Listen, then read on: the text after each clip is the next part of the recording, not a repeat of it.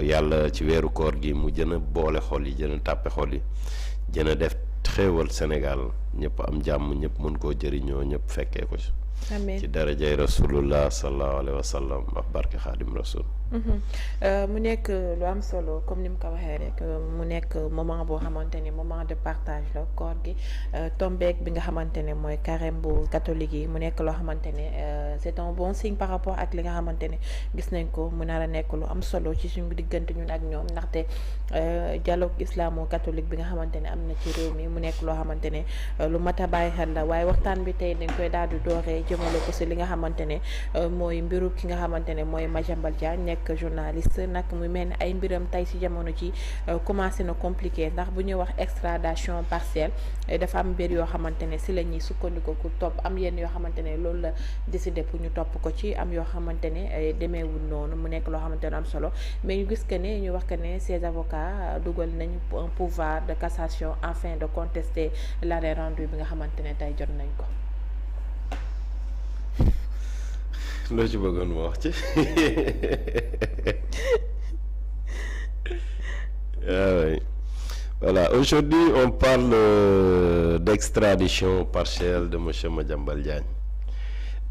Pour rappel, monsieur Madiambal Diagne il y a quelques mois ci ginnaaw dafa demoon aéroport doon voyager légalement. bi mu jàllee premier passage second passage bi dara desul lu dul pour ñu jox ko ay kayitam pour mu dem gars yi téye ko aéroport moment bii Madiambal Diagne di dem au niveau de l'aéroport bëgg a voyager au niveau de Paris amul woon benn opposition bu ko tere woon a génn réew mi donc d'après Madiambal Diagne c'est Ousmane Sonko qui l'avait empêché de faire son voyage mu nekk aussi benn procédure boo xamante ne ni teguñu ko ci dëgg teguñu ko ci yoon teguñu ko ci justice parce que bu fekkoon ni moom dañ ko opposé sax mu am interdiction du territoire je sais que Madiambal Diagne bu boobaa fii lay toog lijjanti li nga xamante ni moom moo ko teree tukki mais ce qu'on a retenu ñun ñëpp mooy ci kaaw Madiambal Diagne bi mooy dañ ko jaay doole au niveau de l'Assemblée nationale astafurlah dañ ko jaay doole au niveau de l'aéroport koor gi nag moo commencé def effet quoi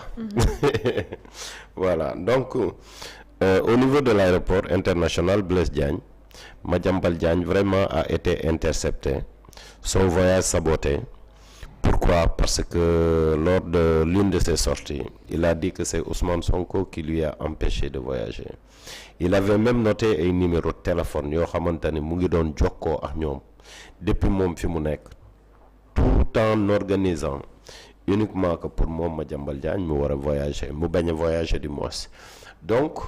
Madiambal noonu la def ci guddi gi dellu këram wut ay pexe ba génn réew mi bi mu génnee réew mi automatiquement ci lañ ko topp donc jàpp maanaam doomam jàpp soxnaam jàpp aussi sëriñam c'est important mu nekk aussi benn jàpp boo xamante ni sénégalais yëpp dañ koo ñaawlu kenn rafetluwu ko parce que jabaram yoonam nekkul ci problème am parce que dem nañ bañ ne Ousmane Sonko bi mu amee problème fii ci réew mi kenn jàppul première femme am kenn jàppul deuxième femme am kenn jàppul ay doomam tu vois donc mu nekk loo xamante ni kenn rafetluwu ko mu nekk loo xamante ni sénégalais yëpp ñoo ko ñaawlu ni ñu doxalee ak Madiambal Diagne donc Madiambal un homme averti donc il a trouvé une solution dugg biir France bi mu fa duggee gars yi topp gouvernement français pour ñu indiwaat Madiambal Diagne donc Madiambal Diagne c'est que le gouvernement je dirais pas gouvernement mais je dirais la justice c'est important parce que il faut savoir dissocier la justice et le gouvernement parce que fële c'est le principe de la séparation des pouvoirs d'où le pouvoir exécutif, le pouvoir judiciaire et le pouvoir législatif. Donc séparation des pouvoirs yi en France c'est pas comme au Sénégal ici fii Ousmane Sonko bu ko neexee mu jël Yassine Fall def loo ko loo xamante ne ni teguwul ci dëgg teguwul ci yoon le cas de Farba Ngom par exemple Farba ni ñu doxalee ak moom ñaaw na ñaaw goo xamante ni àdduna yëpp ñu ngi koy jooy Farba ki ñu ko jàppandool ne moom mooy complice am kooku tey jii mooy kiy joxe xaalis bi moom bàyyi nañ ko mu ñibbi ñu téye Farba bi ñu demee ba xam ne Farba mi amul dara luñ ko toppee ñu dem jëm ko taqal ci ay téléphones yoo xamante ne ni booy xool sax ça a été une très grande trahison par rapport aux Sénégalais. Parce que li ñu gëm la woon ba jàpp Farba finalement Sénégalais yëpp dem nañ ba rendre compte que ni lii nekk waxu politique rek la woon waxu ndaxee mbaay kese la woon. Donc ci biir loolu pour revenir un peu à nos moutons par rapport au cas de Madiambal Diagne. Parce que Madiambal Diagne li ñu koy toppee aussi à peu près c'est comme Farba Ngom. Parce que Madiambal dañ koy topp pour alalu Sénégal Madiambal lekkul alalu Sénégal Madiambal c'est un entrepreneur bu yor ay sociétés gagné marché ak Ellipse Group un groupe français bi nga xamante ni il travaille avec l'État du Sénégal Madiambal Diagne il n'était pas le seul à collaborer avec ce Ellipse Group là il y avait d'autres entreprises yoo xamante ni ñooñ dañ doon liggéey ak moom mais aujourd'hui Madiambal Diagne ni ñu ko ciblé nii ñëpp dañoo duut baaraam Ousmane Sonko li tax ñu duut ko baaraam Ousmane Sonko ça nous rappelle l'affaire de Adji Sarr donc affaire de Adji Sarr boobu ko xam Madiambal Diagne xam ne dafa taq ripp ci affaire Adji Sarr ba Adji Sarr ni mu génnee réew mi moom bokk na ci ñi jàppale Adji Sarr pour mu génn Sénégal. D'accord. Aujourd'hui haine bi Ousmane Sonko am contre Madiambal Diagne di ko wax chaque jour. En même temps aussi mu nekk aussi benn danger boo xam ne Madiambal Diagne ñëw na ba saisir le président de la République par le biais de son ministre je pense de l'Intérieur. Donc jox ko ay documents yoo xamante ne nii dañu ko fait attention à Ousmane Sonko parce que Ousmane Sonko aujourd'hui on parle d'insécurité du pays. Donc am na lu mu teg ci kaw table bi te Madiambal Diagne aussi dafa jiiñ Ousmane Sonko ay mbir yoo xam ne Ousmane Sonko mosu ko weddi. Et qui connaît Ousmane Sonko xam ne Ousmane Sonko ku ko rokkin mu ndobin la ko Ousmane Sonko du wan na baat Ousmane Sonko ku ko waxal lu dul dëgg léegi nga gis ko léegi amaana léegi sax waa Pastef dañuy song ay nit yoo xam ne fenaluñ leen sosaluñ leen mais pour un jeu de mots de nouvelles bonne nouvelle ou mauvaise nouvelle ou fausse nouvelle ñu ciy jàpp ay nit te duñu wax jamais la bonne nouvelle yaa ngi comprendre leur jeu de mots là donc tey jii ce que je veux dire par rapport toujours à l'affaire Madiambal Diagne il est vraiment victime d'une répression qui ne dit pas son nom. Aujourd'hui Ousmane Sonko moom moo sonal Madiambal Diagne parce que Madiambal il a tout déballé jusque-là. Ousmane Sonko n'a pas démenti Ousmane Sonko bu doon Madiambal li muy wax du dëgg moom dina génn setal deram aujourd'hui dem nañu ba jël affaire justice bëgg ko politiser bu ñu demee ba léegi ku ci mel ni Yassine Fall di attaquer le gouvernement français pourquoi parce que dañ leen jox leen ma Madiambal Diagne waa France ne leen mais il faut donner les raisons. Il faut donner les justificatifs. li ngeen di toppee Madiambal Diagne jaar na yoon wala jaarul yoon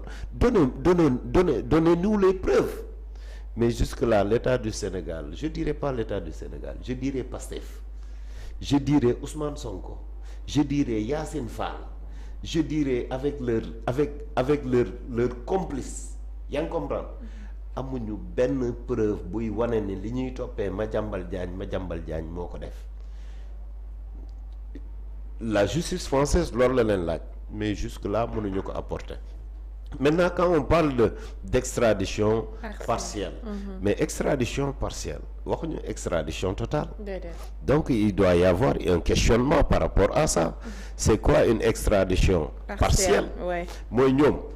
bëgg nañ koo joxe mais mënuñu ko joxe effectivement parce que liñ leen laaj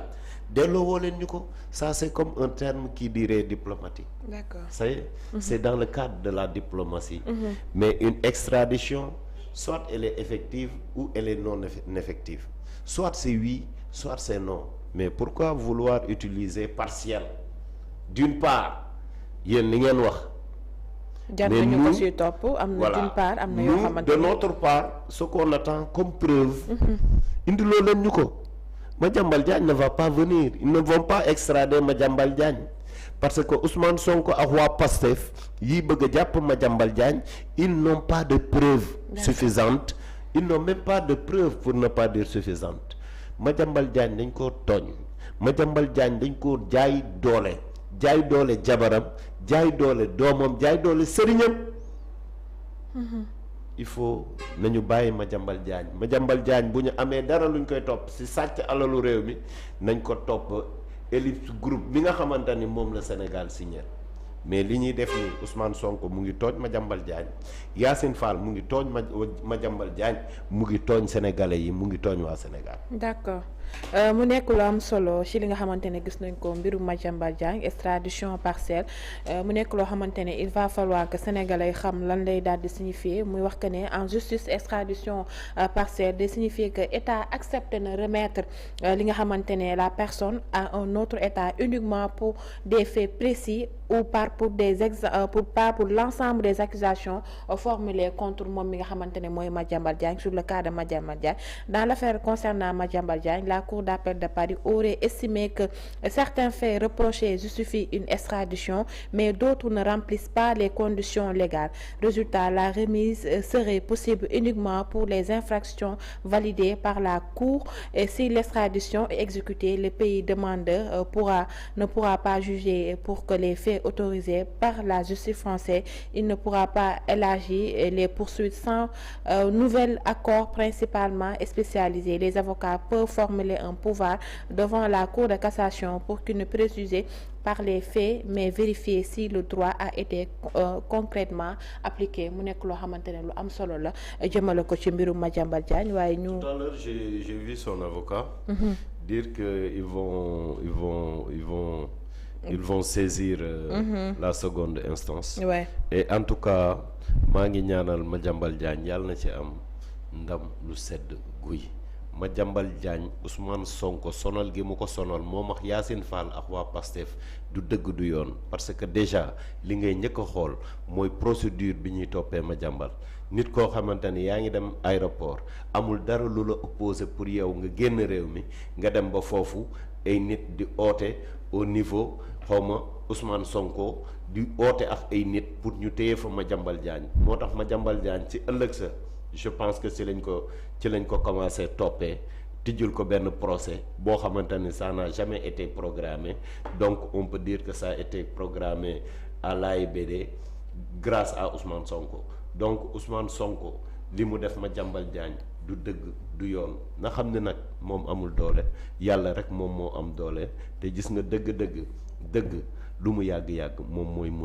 mooy am ndam ci kaw safaan wax. Donc aujourd'hui sénégalais yëpp nañu xippi seeni bët te xool te xam ne Madiambal Diagne dañ koo tooñ, te Madiambal Diagne il a parlé te li mu wax gëm naa ko. Donc lii yëpp kenn moo ko waral, il s'appelle Ousmane Sonko, pour un règlement de compte politique mais jamais une reddition de compte. D'accord. Donc règlement de compte politique yi actuellement sonal na Sénégal, actuellement sénégalais yëpp ñu ngi koy sentir, ñu ngi koy yëg. Les Sénégalais sont en train de souffrir à cause du règlement, ou plutôt des règlements de compte politique de Ousmane Sonko. Je dirais pas Diomaye, parce que Ousmane Sonko moom moo fi nekk di def ay règlement de compte politique bëgg ko jaaree ci reddition de compte, alors que ñu ngi fi jiiñ reddition de compte jusque là amul benn preuve bu mu mën a apporter ne Farba dafa sàcc alalu réew mi, amul benn preuve bu mu mën a apporter ne Lat Diop dafa sàcc alalu réew mi, amul benn preuve bu mu mën a apporter ne Moustapha Diop dafa sàcc alalu réew mi, amul benn preuve bu mu mën a apporter ni Alioune Sall suñu 400 000 da ngaa sàcc alalu réew mi. Donc ce règlement de compte politique là c'est en train de nous coûter très cher. Ce règlement de compte politique aujourd'hui mu ngi nekk li nga xamante ni mu ngi créer haine, mu ngi créer révolution. Pour ne pas confondre le gardien de la révolte et le gardien de la révolution, moom Ousmane Sonko jekkoon na ci trop pour créer une révolution une fois arrivé au pouvoir. Mais s'il croit que ce qu'il pense que c'est ça la révolution, il est en train de se tromper, parce que ça c'est la régression. il ne faut pas confondre la révolte. La révolte qui a aujourd'hui créé les martyrs, ou soi-disant martyrs de Sweet Beauté. Cette révolte qui, aujourd'hui, récemment, nous a fait perdre notre petit frère Ablaye Ba. Donc, cette révolte-là, le Sénégal n'en vaut plus. Oui, nous voulons une révolution. Mais quand on parle de révolution, une révolution, c'est un changement qui est positif. C'est un changement positif plutôt. Une révolution, c'est une avancée positive. Tu vois, quand on parle de révolution industrielle, c'est parce que les Américains ont quitté le traditionnel pour embrasser ce qu'on appelle l'industrialisation. Et c'est cette industrialisation aujourd'hui qui fait la force de la Chine. C'est cette industrialisation aujourd'hui qui fait la puissance des États-Unis. D'où, à travers l'agriculture, on nourrit son élevage, on fait, comment dirais-je, les produits sont exploités, les produits sont faits en fait sur place aux États-Unis. Aujourd'hui, quand on parle de puissance industrielle, la transformation, et quand tu vois à l'issue de l'agriculture, il y a la transformation, à l'issue de l'élevage, il y a la transformation, à l'issue même des matières minières, il y a la transformation. Et c'est cet ensemble de transformation et de valeurs apportées qui fait que aujourd'hui ces pays sont développés. Mais aujourd'hui, quand on nous parle de gardien de la révolution au Sénégal, c'est parce que Ousmane Sonko ne nous respecte pas. Ousmane Sonko est en train de confondre Angleterre et pomme de terre. Ousmane Sonko est en train de confondre vérité et mensonge. Ne nous parlons pas de révolution, car ici au Sénégal, on est dans la pauvreté. Oui, nous voulons la révolution, nous voulons le changement positif pour un Sénégal meilleur, un Sénégal prospère.